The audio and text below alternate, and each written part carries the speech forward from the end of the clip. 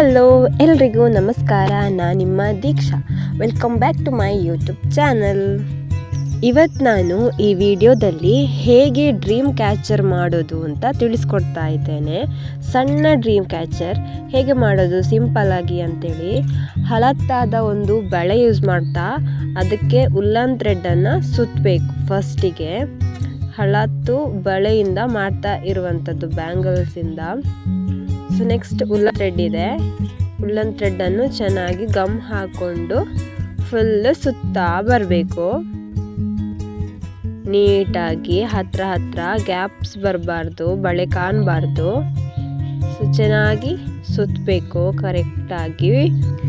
ಈ dream catcher ನೋಡಲಿಕ್ಕೆ ಎಷ್ಟು ಚೆನ್ನಾಗಿದೆಯೋ ಹಾಗೆಯೇ ಇದರ ಉಪಯೋಗ ಕೂಡ ಅಷ್ಟೇ ಇದೆ. ಏನಪ್ಪ ಇದರ ಯೂಸಸ್ ಅಂತಂದರೆ, ನಮ್ಮ ಈ ವಿಜ್ಞಾನದ ಪ್ರಕಾರ ಅಂದರೆ ಫೆಂಗ್ ಶೂಯಿ ವಿಜ್ಞಾನದ ಪ್ರಕಾರ ಪಾಸಿಟಿವ್ ಎನರ್ಜಿ ಜಾಸ್ತಿ ಆಗ್ತದಂತೆ ಮನೆಯಲ್ಲಿ.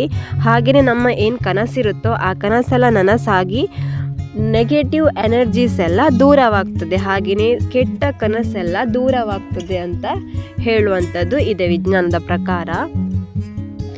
ಇದಿಷ್ಟು ಕಂಪ್ಲೀಟ್ ಆದ ನಂತರ ಲಾಸ್ಟಿಗೆ ಕೂಡ ಗಮ್ ಹಾಕಿ ಅದನ್ನು ಚೆನ್ನಾಗಿ ಕವರ್ ಮಾಡಬೇಕು. ಫಿನಿಶಿಂಗ್ ಬರಬೇಕು ಚೆನ್ನಾಗಿ ಗಮ್ ಹಾಕ್ಕೊಂಡು. ನೋಡಿ ಈ ಥರ ಗಮ್ ಹಾಕಿ ನೆಕ್ಸ್ಟ್ ಉಳಿದ ಪೀಸನ್ನು ಕಟ್ ಮಾಡಿಕೊಳ್ಬೇಕು. ಗಮ್ ಹಾಕಿ ಕವರ್ ಮಾಡ್ತೇವೆ. ಅಲ್ಲಿ ಏನಾದರೂ ಒಂದು ಎಕ್ಸ್ಟ್ರಾ ಪೀಸಸ್ ಇದ್ದರೆ ಗಮ್ ಹಾಕ್ಕೊಂಡು ಕವರ್ ಮಾಡಿ ಆ ಎಕ್ಸ್ಟ್ರಾ ಪೀಸನ್ನು ಕಟ್ ಮಾಡುವಂಥದ್ದು. ನೆಕ್ಸ್ಟ್ ಕಟ್ ಮಾಡಿದ ನಂತರ ಇನ್ನೊಂದು ನೆಕ್ಸ್ಟ್ ನಮ್ಮ ಒಳಗಡೆ ಮಾಡುವ ಡಿಸೈನ್ಗೋಸ್ಕರ ಆ ಹಗ್ಗವನ್ನು ಅದರ ಒಂದು ಸೈಡಿಗೆ ಕಟ್ಟಿಕೊಳ್ಳುವಂಥದ್ದು.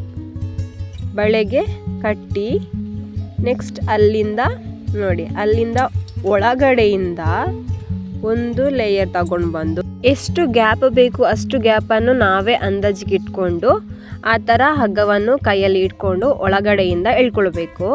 ಹಾಗೆಯೇ ಪುನಃ ನೆಕ್ಸ್ಟ್ ಒಂದು ಇದೇ ಥರ ಅಲ್ಲಿ ಇಟ್ಟು ಒಳಗಡೆಯಿಂದ ನೋಡಿ ಅಲ್ಲಿ ಕೈ ಇಟ್ಕೊಂಡು ಎಷ್ಟು ಉದ್ದ ಬೇಕು ಅಂತ ನೆಕ್ಸ್ಟ್ ಒಳಗಡೆಯಿಂದ ಎಳ್ಕೊಳ್ಳುವಂಥದ್ದು ಹಗ್ಗವನ್ನು ಎಳ್ಕೊಳ್ಬೇಕು. 3 ಲೈನ್ಸ್ ಆಗಿದೆ. ಇವಾಗ 4th ಲೈನ್ ಅದನ್ನು ಅಡ್ಜಸ್ಟ್ ಮಾಡ್ಕೊಳ್ಬೇಕು. ಎಲ್ಲ ಒಂದೇ ರೀತಿ ಕಾಣುವ ಹಾಗೆ ಅಡ್ಜಸ್ಟ್ ಮಾಡಿಕೊಂಡು ನೆಕ್ಸ್ಟ್ 5th ಲೈನ್ ಎಳ್ಕೊಳ್ಬೇಕು. ಹಾಗೆ ಎಳ್ಕೊಂಡ ನಂತರ ಇವಾಗ 5th ಲೈನ್ ಕೂಡ ಕಂಪ್ಲೀಟ್ ಆಯಿತು. ಒಳಗಡೆಯಿಂದ ಒಂದು ಡಿಸೈನ್ಸ್ ಬಂತು. ಪುನಃ ನೆಕ್ಸ್ಟ್ ಆ ಲೇಯರ್ಗೆ ಪುನಃ ಡಿಸೈನ್ ಮಾಡಬೇಕಾಗುತ್ತೆ. ಇದೇ ರೀತಿ ಅಲ್ಲಿ ಇವಾಗ ಅದನ್ನು ಫಿನಿಶ್ ಮಾಡೋದು, ಅಲ್ಲಿಗೆ ಕಟ್ ಹಾಕಬೇಕು. ಅದಲ್ಲಿಗೆ ಮುಗೀತು. ನೆಕ್ಸ್ಟ್ ಹಗ್ಗ ಮಾಡಬೇಕಾದ್ರೆ ನೆಕ್ಸ್ಟ್ ಕಟ್ ಮಾಡಿಕೊಂಡು ಸಪ್ರೇಟಾಗಿ ಮಾಡ್ಕೊಳ್ಬೇಕು. ಅಲ್ಲಿ ಕಟ್ ಹಾಕಿ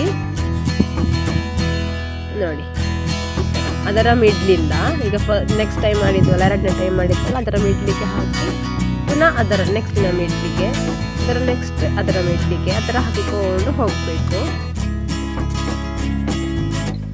ಒಳಗಡೆಯಿಂದಲೇ ಎಳ್ಕೊಳ್ಬೇಕು.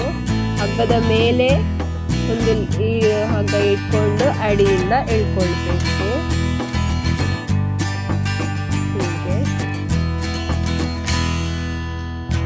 ಇದೇ ಥರ ಇನ್ನೊಂದು ಲೇಯರ್ ಲಾಸ್ಟ್ ಇದರ ಮಿಡ್ಲಿಂದ ಇವಾಗ ಮಾಡಿದ್ವಲ್ಲ ಅದರ ಮಿಡ್ಲಿಂದ ಪುನಃ ಇದನ್ನು ಕಟ್ ಹಾಕಿಕೊಂಡು ಅದನ್ನು ಕಟ್ ಮಾಡಬೇಕು. ಎಕ್ಸ್ಟ್ರಾ ಅದರ ಮಿಡ್ಲಿಗೆ ಹಾಕ್ಕೊಂಡು ನೆಕ್ಸ್ಟ್ ಅಲ್ಲಿಂದ ಈ ಕಡೆ ಮಿಡ್ಲಿಗೆ ಇದೇ ಥರ ಲಾಸ್ಟ್. ಇವಾಗ ಒಳಗಡೆ ಒಂದು ಚೆನ್ನಾಗಿರೋ ಡಿಸೈನ್ಸ್ ಬಂದಿದೆ ನೋಡಿ. ಹೀಗೆ ಇದನ್ನು ಕಟ್ ಹಾಕೊಂಡು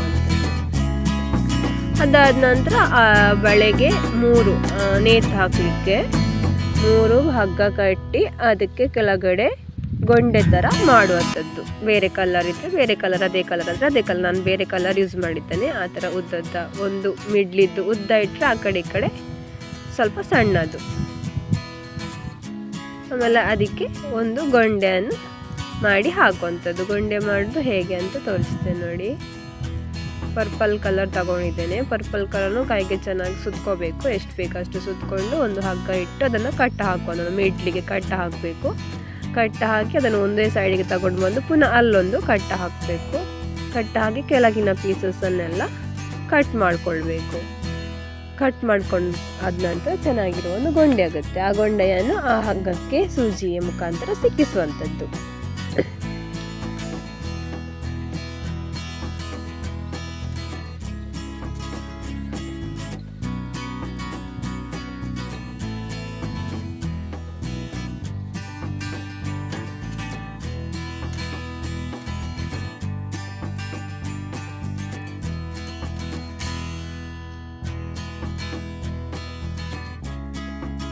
ಇದೇ ಥರದ ವಿಡಿಯೋಕ್ಕಾಗಿ ಲೈಕ್ ಮಾಡಿ, ಶೇರ್ ಮಾಡಿ, ಸಬ್ಸ್ಕ್ರೈಬ್ ಅಂತೂ ಆಗೋದನ್ನು ಮರಿಬೇಡಿ.